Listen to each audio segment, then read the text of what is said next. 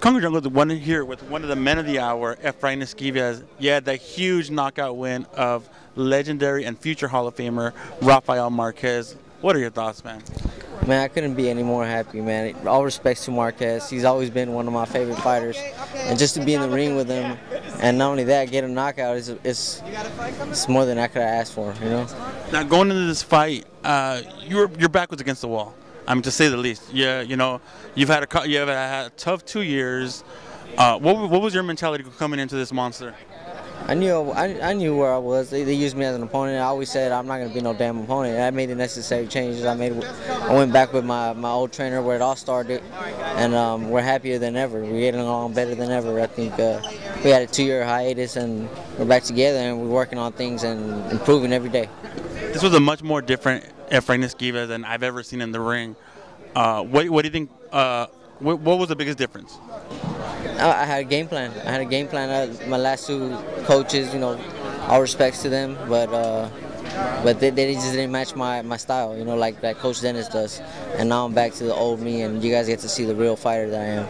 I mean, you came in there with some intensity tonight. I mean, from the opening bell, you were not going to be denied tonight, and there was you made that clear in the first couple of rounds. Throughout the fight, you were, I think at the time of the stoppage, you were up on 2 scorecards by 2 points, and one of them had it a draw. What are your thoughts about that? I thought it was pretty close. You know, Dennis almost slapped me a few times in between the rounds. Like, wake your ass up. You need to start hitting and moving. You gotta give him different angles and stuff. And I started picking it up, and I thought it was close. I could see a draw, but I knew I had to end strong, like I always do. There was a point, I believe it was either the end of the 6th round or the 7th round, Marquez had you on the ropes. A lot of the punches you were slipping, but a couple of the punches he was catching you. The bell actually rang. A lot of people didn't hear the bell because it was so loud in here. Marquez actually thought the fight was over, that he had, seemed like he had stopped the fight. What were your thoughts about that movement? No, I never knew that he had or had a feeling that he was going to stop the fight. I was blocking most of the punches, slipping. He never really hurt me. I remember in the first or second round, I felt a jab of him. I'm like, oh, wow, got some power, you know. But other than that, no, he didn't really hit me any solid shots that really rocked me like that.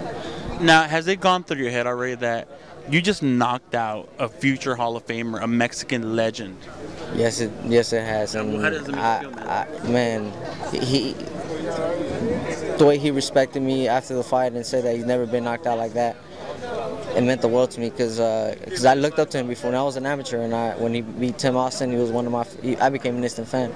He was my favorite fighter to watch. Have all the fights of him and Israel Vasquez recorded.